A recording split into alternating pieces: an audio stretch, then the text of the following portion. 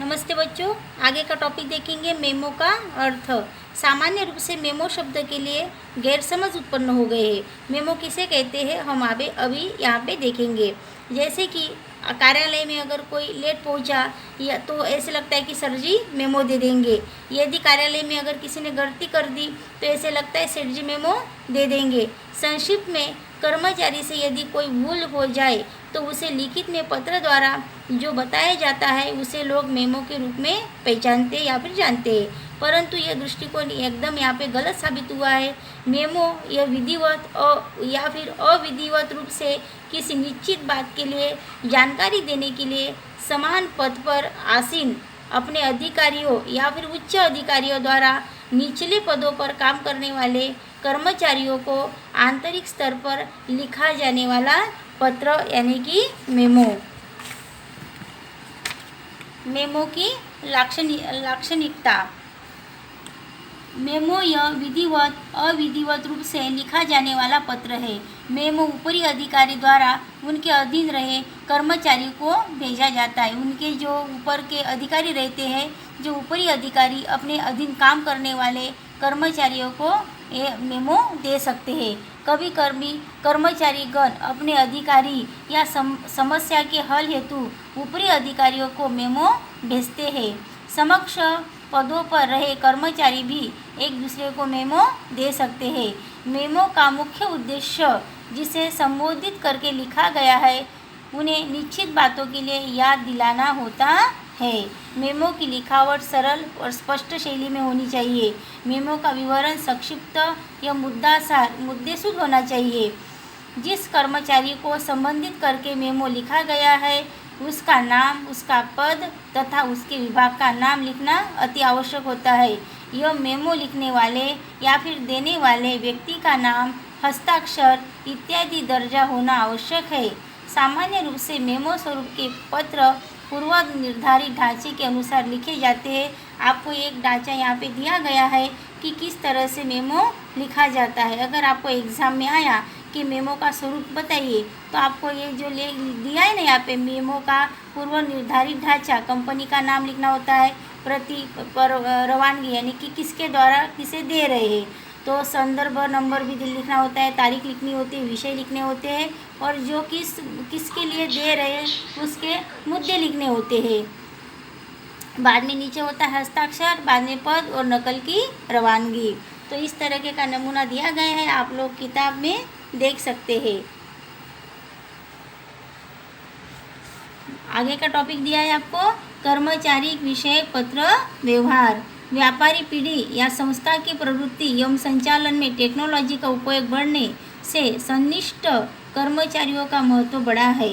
आज धंधा में मानव संसाधन को संपत्ति के तौर पर मानते हैं, इसीलिए कार्यक्षम कर्मचारियों की प्राप्ति और उन्हें कार्यरत रखने की आवश्यकता है। इस परिस्थिति में कर्मचारियों की भर्ती, नियुक्ति, पदोन्नति, अपकर्ष या नौकरी की समाप्ति जैसी प्रक्रिया करते समय सचेत रहना चाहिए तथा तत्संबंधी पत्र व्यवहार योग्य रूप से होने चाहिए। आजकल व्यापारी पीढ़ी है या फिर जो बिजनेस है उनमें जो इसके लिए जो कर्मचारियों की भर्ती होती है तो कर्मचारी की भर्ती करते समय कौन कौन से बातों का ध्यान रखना चाहिए, कौन कौन से बातों का ख्याल रखना चाहिए, ये सब मुद्दे हम इसमें देखेंगे। तो सबसे पहले हम देखेंगे भर्ती का अर्थ। सामान्य अर्थ में व्यापारी पीढ़ी या संस्था में आवश्यकतानुसार कर्मचारियों की नियुक्ति अर्थात भर्ती, किसी की नियुक्ति करना या फिर आवश्यकतानुसार किसी व्यक्ति को लेना तो उसे हम क्या कहेंगे, भर्ती करना। परंतु भर्ती का अर्थ मात्र कर्मचारियों का चयन या रिक्त स्थान की पूर्ति तक मर्यादित नहीं है। विशाल अर्थ में भर्ती अर्थात योग्य समय पर योग्यता वाले योग्य संख्या में कर्मचारी की नियुक्ति करना।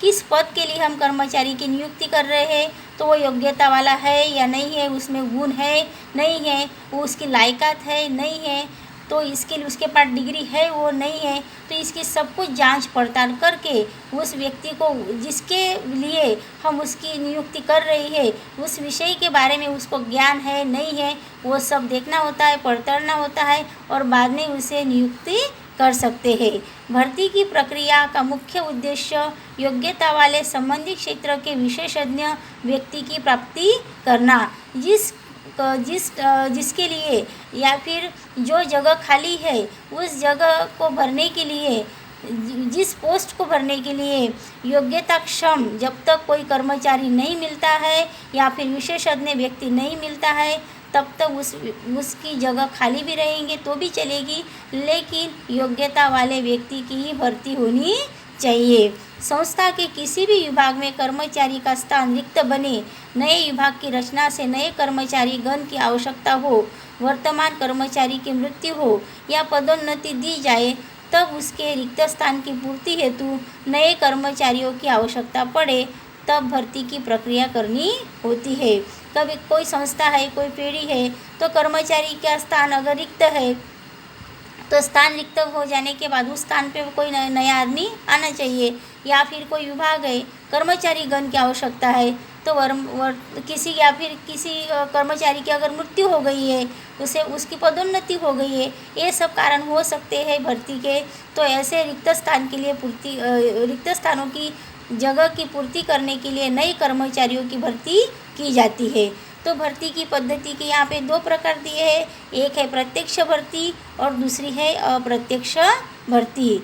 तो संस्था के वर्तमान या भूतकाल के कर्मचारियों में से होने वाली भर्ती अर्थात प्रत्यक्ष भर्ती, जैसे कि कोई संस्था का मालिक है वो भूतकाल के कर्मचारियों में से ही अगर किसी को बढ़ती देता है या फिर और कोई कर्मचारियों को भेजते हैं तो उसे हम क्या कहेंगे, उस भर्ती को क्या कहेंगे, प्रत्यक्ष भर्ती। संस्था के वर्तमान या भूतकाल के कर्मचारियों में से किसी की भी होने वाली भर्ती अर्थात प्रत्यक्ष भर्ती। विज्ञापन माध्यम द्वारा नौकरी के संबंध में सूचना देने वाली संस्थाओं द्वारा होने वाली भर्ती अर्थात अप्रत्यक्ष भर्ती। या फिर किसी कोई पद अगर खाली है तो उसके लिए ऐड दी जाए या फिर विज्ञापन दिया जाए तो उसके द्वारा होने वाली भर्ती यानी कि अप्रत्यक्ष भर्ती। भर्ती हेतु नमूना पत्र। तो भर्ती हेतु समाचार पत्र में विज्ञापन आवेदन मंगाते पत्र, लिखित परीक्षा की जानकारी देते पत्र, व्यक्तिगत मुलाकात हेतु आमंत्रण के पत्र, प्राथमिक चयन, अंतिम चयन, स्वास्थ्य संबंधी जांच इत्यादि हेतु लिखे गए पत्रों का समावेश होता है। तत्पश्चात भर्ती से संबंधित नमूने के पत्र देखेंगे। तो यहाँ पे आपको एक विषय दिया गया है, अकाउंट्स ऑफिसर की जगह हेतु लिखित परीक्षा। तो अकाउंट्स ऑफिसर की जगह खाली है, उसके लिए लिखित परीक्षा ये विषय आपको दिया गया है। तो इसके लिए क्या मतलब, ये लेटर को कैसे लिखेंगे, आपकी 5 मई 2017 की अकाउंट्स ऑफिसर की जगह हेतु उम्मीदवारी प्रस्तुत करता आवेदन पत्र मिला। आपके अंक पत्र एवं अन्य प्रमाण पत्र की जांच से आप हमारी कंपनी के अकाउंट ऑफिसर की जगह हेतु योग्यता रखते हैं, ऐसा प्रमाणित हुआ। हमारी कंपनी के भर्ती नियम अनुसार उपर्युक्त स्थान हेतु समग्र उम्मीदवारी के लिए एक लिखित परीक्षा का आयोजन किया गया है। लिखित परीक्षा वस्तुनिष्ठ प्रश्नावली 2000 अंक की होगी। इस परीक्षा में आवेदकों का सामान्य ज्ञान, अकाउंट से संबंधित कंप्यूटर ज्ञान एवं अकाउंट से संबंधित बातों का समावेश किया जाएगा। लिखित परीक्षा की समय मर्यादा 2 घंटे की होगी। इस परीक्षा में सफल होने वाले आवेदकों को साक्षात्कार हेतु बुलाया जाएगा। लिखित परीक्षा का विवरण निम्नानुसार है। तो इस तरह से जैसे कि परीक्षा हेतु उपस्थित रहने के लिए लिखा, ये इस तरह से लेटर आपको एग्ज़ाम में आ सकते हैं। विषय अलग अलग रहेंगे लेकिन आप तो किस तरह से लिखना है ये मैंने आपको एक उदाहरण देके समझाया। आगे हम देखेंगे नियुक्ति का अर्थ। भर्ती के विज्ञापन के संदर्भ में योग्यता वाले उम्मीदवारों की प्राप्ति के पश्चात योग्यता वाले उम्मीदवारों का चयन किया जाता है। बाद में जैसे कि अगर भर्ती का विज्ञापन दिया गया है तो योग्यता वाले जो उम्मीदवार है तो उसी के बाद में उन्हीं को चुना जाता है। विविध संस्थाओं, पीढ़ियाँ या इकाइयों में चयन की प्रक्रिया अलग अलग होती है। चयन का आधार संस्था के आकार, कार्यक्षेत्र एवं कर्मचारी के प्रकार पर आधारित होता है। कर्मचारी की नौकरी हेतु चयन करने के पश्चात उन्हें जिस कार्य हेतु चयन किया गया हो उसके अनुसार उस पद पर नियुक्ति की जाती है। इस प्रक्रिया में सफल हुए उम्मीदवारों को नियुक्ति पत्र भेजा जाता है।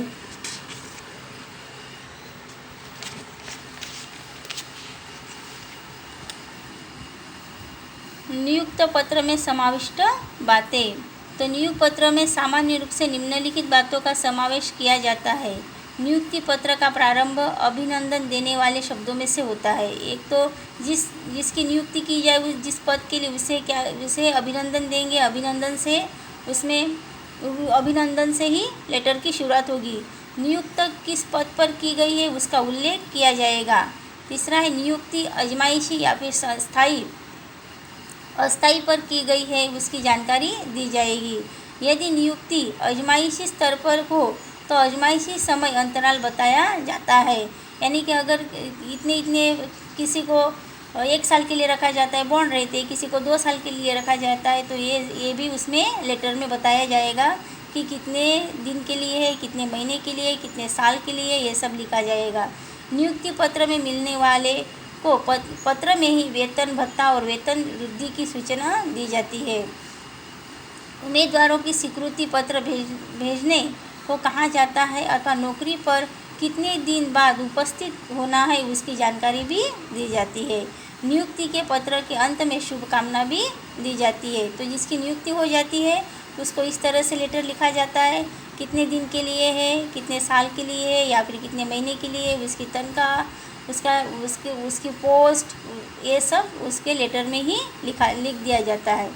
तो नियुक्ति संबंधी सूचना ये सब एक नमूने का पत्र आपको यहाँ पे दिया गया है।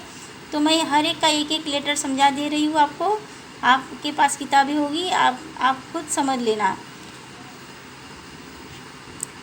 एक है विषय है सहायक मैनेजर की नियुक्ति के संदर्भ में। तो इसमें क्या लिखा है, हमें बताते हुए आनंद होता है कि 28 फरवरी 2017 के दिन हमारी कंपनी के द्वारा सहायक मैनेजर की भर्ती हेतु ली गई लिखित परीक्षा एवं तत्पश्चात साक्षात्कार में आप सफल हुए। आपको इस पद हेतु नियुक्त किया जाता है, आपका अभिनंदन। तो जिसके लिए उसको नियुक्त किया जा रहा है उसके लिए उसको अभिनंदन दिया गया है। बाद में आपकी नियुक्ति निम्न शर्तों के अधीन होगी।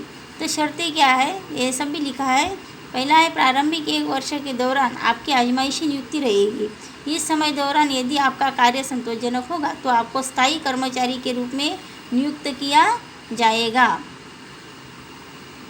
आपकी नियुक्ति यानी कि अगर जैसे कि किसी का अगर उसके ट्रायल बेस पे भी रख सकते हैं, 6 महीने का ट्रायल रख सकते हैं। 6 महीने के अंदर अगर उनका काम अच्छा लगा तो आगे के लिए भी उसे रख सकते हैं। आपकी नियुक्ति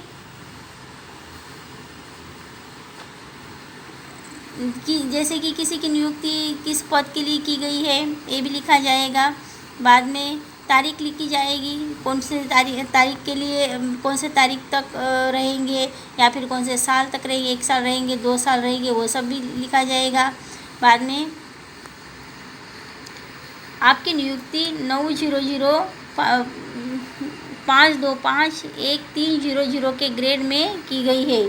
तदुपरांत नियमानुसार मिलने योग्य भत्ते अजमाइशी समय अंतराल पूर्ण होने पर छुट्टियां के लिए आप अधिकारी पात्र होंगे। तारीख 30 मार्च 2017 के दिन दोपहर 12 बजे तक आपको स्वीकार पत्र के साथ हमारे अधीक्षक के समक्ष उपस्थित रहना होगा। शुभकामना। तो इस तरह से जिसकी नियुक्ति होती है इस तरह से लेटर लिखे जाते हैं।